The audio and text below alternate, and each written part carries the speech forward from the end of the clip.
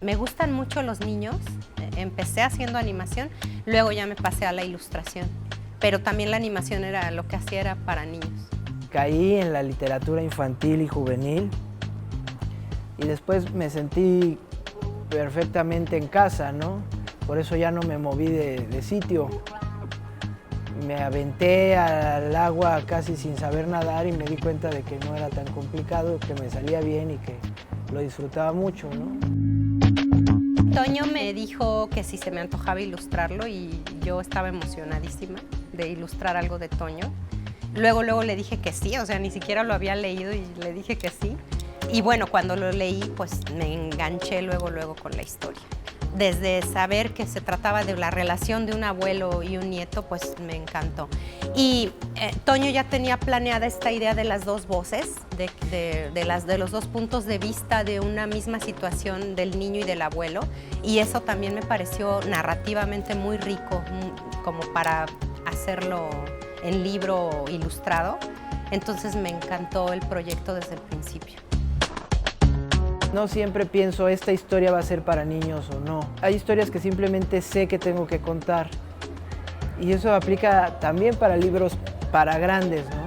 Entonces a veces he escrito libros para grandes porque sé que los tengo que contar, aunque nadie me los publique, ¿no? Pero con libros para niños, pues también de pronto digo, pues esta es una historia infantil que puede funcionar. Y después ya digo, ay, caray, pero es de la muerte, ¿no? No es que baje el tema hacia el niño, sino que la historia solita nace y se rodea de ese entorno infantil y así es como fructifica, ¿no? Yo soy un poco irresponsable porque sí estoy como en el mood de usar tal o cual color. Debería de hacerlo, pero no me pongo a pensar si va con el tono del cuento, ¿no? Entonces, a veces incluso tiene que ver con los colores de papeles que tengo en la casa y entonces hago la primera prueba y si funciona en cuanto a color, pues voy y compro más de ese color, ¿no? Pero creo que sí la paleta influye mucho en este mood de ciudad. Además está situada en la colonia Narvarte, ¿no? Entonces es muy citadino, muy... y me pareció que esos colores, al final tiene su encanto la Ciudad de México, pero es gris. Entonces al final esta coincidencia de que yo uso el material que tengo ahí, en este caso como que creo que resultó. Sí, es un gran orgullo, ¿no?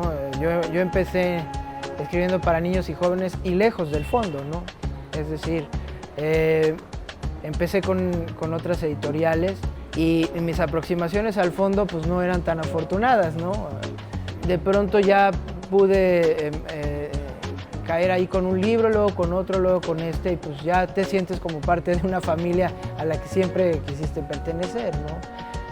Para mí ese libro es muy importante, es el último que he hecho, ahorita estoy trabajando en otros dos, pero tengo 15 años trabajando como ilustradora y nunca había entrado al fondo y siempre lo había intentado y mandaba mi portafolio y muchas gracias y nunca. Entonces, o sea, cuando Toño me dijo, ¿quieres ilustrar este libro? Fue así como, wow, lo llevamos al fondo. Toño ya tenía cosas publicadas en el fondo. Entonces, para mí fue, no solo ilustro un libro de Toño Malpica, sino además entró al fondo. Y pertenecer a La Orilla del Viento para mí era...